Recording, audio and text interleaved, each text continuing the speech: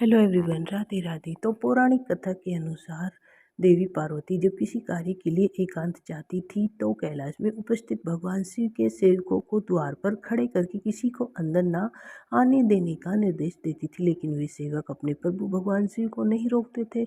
इस प्रकार अपनी आज्ञा की अवहेलना देखकर देवी पार्वती ने मिट्टी से एक द्वारपाल बनाया जो केवल उनके निर्देशों का पालन करे। लेकिन देवी पार्वती की ममतामयी हृदय के कारण वो द्वारपाल एक शिशु जैसा प्रतीत होता था, इसलिए देवी पार्वती ने उस शिशु का नाम विनायक रखकर उसे अपना पुत्र मान लिया। जब पार्वती जी स्नान करने के लिए गई तो वे विनायक को द्वार पर खड़ा करके कहकर गई कि वह किसी को अंदर न आने दे। अभी अभी धरती पर प्रकट हुआ विनायक किसी भी बात से परिचित नहीं था, वह भगवान शिव को भी नहीं जानता था। इसलिए जब भगवान शिव देवी पार्वती से मिलने के लिए उनके कक्ष की तरफ आए तो विनायक ने उन्हें रोका और बार बार आग्रह करने पर भी भगवान शिव को अंदर नहीं आने दिया। यह देखकर भगवान शिव को इस अपरिचित बालक को देखकर बहुत क्रोध आया। उन्होंने बालक को हठ धर्मिता के कारण अपना त्रिशूल चलाकर उस बालक का मस्तक काट दिया।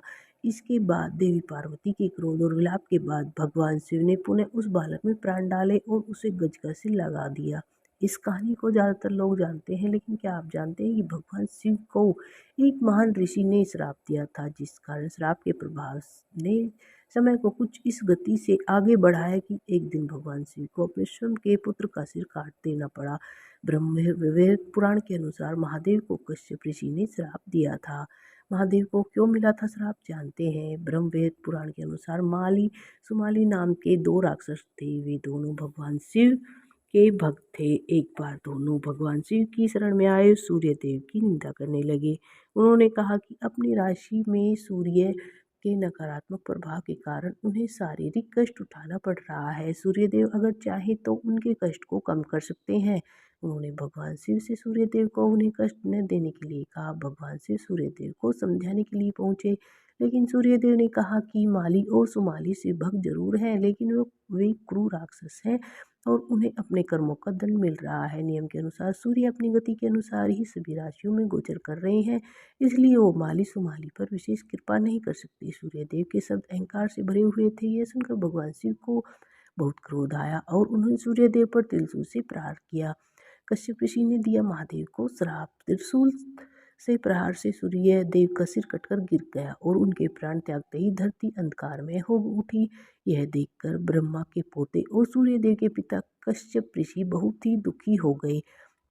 अपने पुत्र का सिर कटा देखकर कश्यप ऋषि का दिल पीड़ा से इतना भर गया कि उन्होंने महादेव से कहा कि जिस तरह आज एक पिता होकर उन्हें अपने पुत्र की ऐसी स्थिति में देखकर इतनी पीड़ा हो रही है, एक दिन महादेव को भी अपने पुत्र को इस स्थिति में देखने की पीड़ा उठानी होगी और पुत्र को पीड़ा देने के उत्तरदायी स्वयं महादेव ही होंगे। एक पिता की पीड़ा देखकर भगवान शिव भी बहुत व्याकुल हो उठे। तब सभी देवताओं ने भगवान शिव से प्रार्थना की कि बिना सूर्य देव के पूरी धरती अंधकार में हो जाएगी और पृथ्वी पर जीवन ही संभव नहीं हो पाएगा। यह सुनकर भगवान शिव ने सूर्य देव के शीतल पड़ चुके तेज को जीवित कर दिया। जब सूर्यदेव जीवित हुए तो उन्हें अपनी भूल का पश्चाताप हुआ और उन्होंने अहंकार में आकर महादेव की अवहेलना की। उन्होंने भगवान शिव से क्षमा मांगी और अपने पिता को पूरी बात समझाई।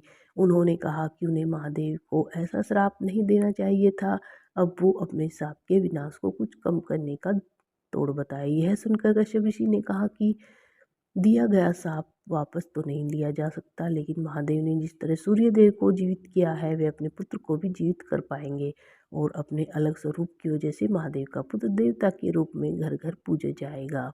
भगवान सूर्य देव ने माली सुमाली से कहा कि वे अपने बुरे कर्मों को त्याग कर अगर विधि विधान के साथ सूर्य देव और भगवान शिव की आराधना करें तो वे अपने कष्टों से शीघ्र ही मुक्ति पा सकते हैं। इस तरह माली सुमाली ने भगवान शिव के साथ सूर्य देव की स्तुति भी की। हरे कृष्णा, राधे राधे।